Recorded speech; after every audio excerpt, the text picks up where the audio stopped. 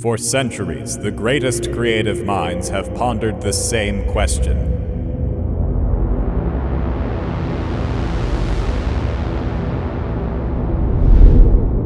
In 2005, Stephenie Meyer dared to go further and ask, "What if vampires was your boyfriend?" And her answer was, I guess he'd be pretty polite. It's kind of nice. The Twilight Saga tells the story of Bella Swan, an empty vessel who experiences one emotion. She blinks once per spoken word, and her only other trait is that she's racist about Italians. Buon pomeriggio. Is she human? Among her friends are such characters as a manic pixie dream girl and a former Confederate soldier. But Bella doesn't actually care about these people. She has no passions besides Edward, no hobbies besides talking about her passion for Edward. She has none of the things that make someone a person, and she's the only topic of discussion ever at all. In this way, Twilight is just like Top Gun. Almost every conversation in Top Gun is about how Maverick is good at planes. Do not mistake me. Top Gun owns completely. Top Gun Maverick was also very good. Actually, the guy who made this, Joseph Kosinski, also directed Tron Legacy, so he definitely likes doing sequels to 80s action movies. Also, he directed Oblivion, so he's definitely into having French bands do his soundtracks, because he had Daft Punk and MA3 do the soundtracks for Tron Legacy and Oblivion. Oblivion was actually also one of the last movies to use front projection for its backgrounds, and so was Eyes Wide Shut. And Oblivion and Eyes Wide Shut, those are both Tom Cruise movies, so I guess the guy's allergic to green screen. My point is, the Tron Legacy Facebook page was still posting in 2021, and the posts were all like, "General Tesla is awaiting you," and "Homework mode activated." And my personal favorite, "Dad?" Speaking of dad, this has been said many times, but it's true. Charlie Swan is the lovable character in Twilight. Let me be uncharacteristically vulnerable about this. When Charlie stood and clapped at Bella's graduation, I cried twice. When he walked her down the aisle at her wedding, and she said, Just don't let me fall, Dad.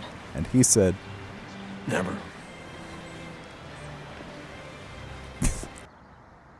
Charlie's a good man. Plus, he's best friends with Chief Sherman from Transformers 5. Wow! Besides Epic Charlie, there are real reasons to watch the Twilight Saga in this decade. One is that they're perfect for group viewing. They're just very funny, and there's a none % chance that someone will talk over an important plot point. In fact, you could watch a Twilight movie through the wrong end of a telescope and still catch the gist. But what I particularly enjoy about watching these is seeing the battle of one-upmanship across the whole series. Every Twilight movie had a new production team, and you can feel each director trying to outdo the last one. Let's look at them all and watch how this progresses. In the first movie, Bella moves to Washington. Washington, apparently, looks like this. I knew it was a blue state, but this is ridiculous.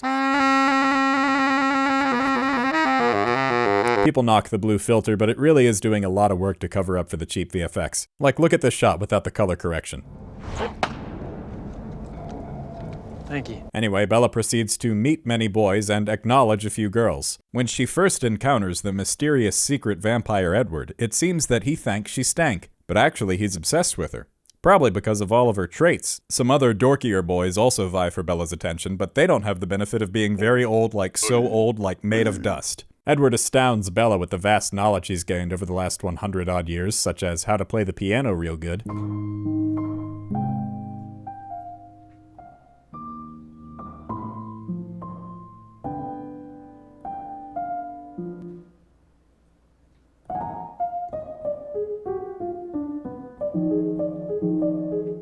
He also shows her how to scamper up trees like some sort of insect or bug.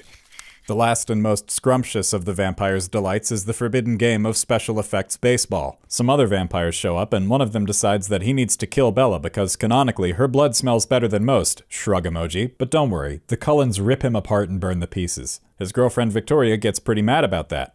Edward tells Bella that they should maybe separate, what with the dude almost eating her just now, and she insists that he never ever say anything like that ever again. Then in New Moon, Edward says something like that ever again. This is the last time you'll ever see me. No. Bella, having replaced all of her interests with this one dude, sits for 4 months. Then she takes to emotionally torturing a dog boy. I need you. Buddy. I love you. Platonically. But I do have feelings for you.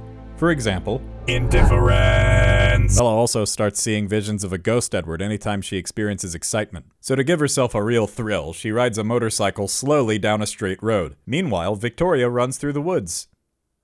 Alright, bye Victoria. Jacob spends the rest of the movie trying to kiss Bella, and then, when he nearly pulls it off, the phone rings.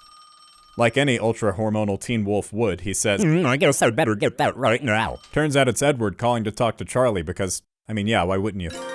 Jacob says sorry, he's arranging a funeral right now. Edward concludes, that must mean Bella died because Charlie only knows one person. Edward decides that he should die too, so he goes to Italy to stand shirtless in the sun until the vampire mafia kills him. Though I think if he really wanted to die, he could just touch that giant Jesus statue. I know not all vampires work the same, but I think if Dracula got within a mile of that thing, it would be like putting him in a blast furnace.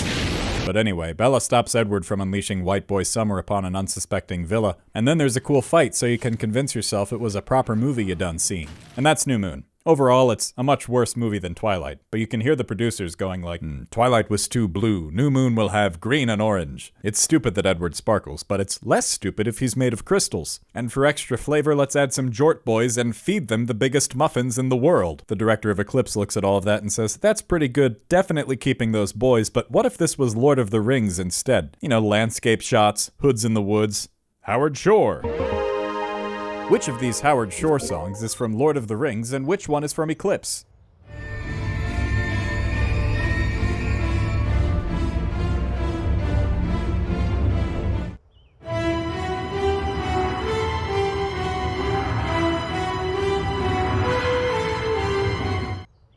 The answer is, they're both from Eclipse. Eclipse is fun, maybe the funnest one. Also, possibly the one where the least happens. The only real development is that Team Jacob gets absolutely nuclear blasted off the face of the earth. The man has some of the worst vibes of all time. If you ever touch her against the will again, she's not sure what she wants. Let me give you a... So the A story is that Bella and Edward are in love and they get engaged. Oh, look!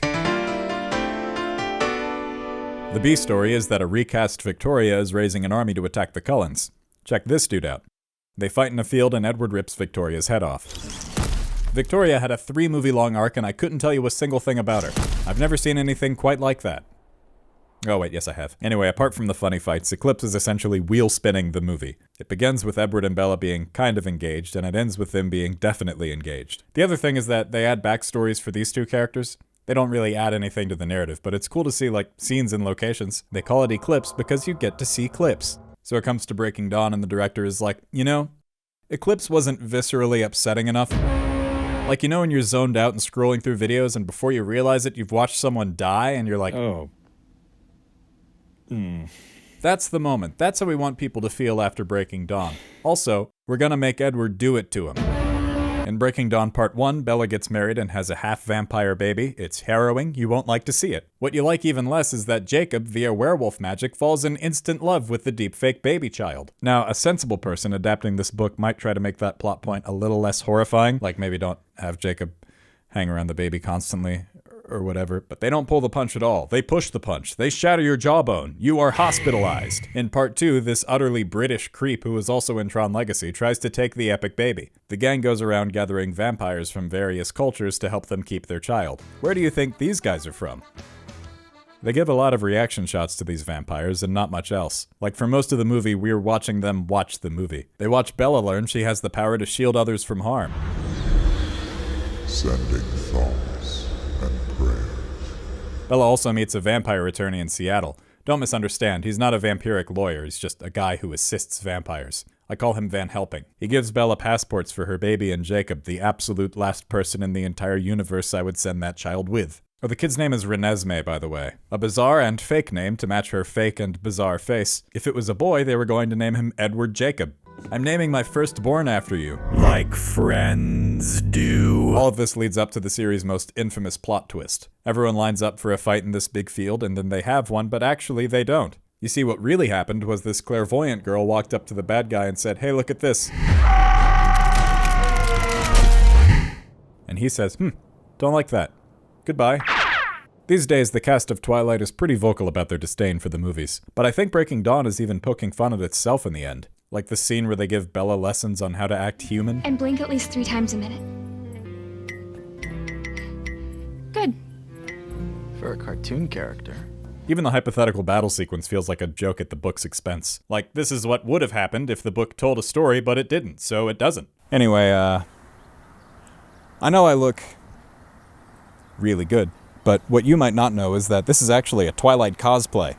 Let me get into position. It's not obvious until I get into position. He's in the back, and he's standing like this. And at the end of the scene, he bends down to pick up some boots, and then he's like this.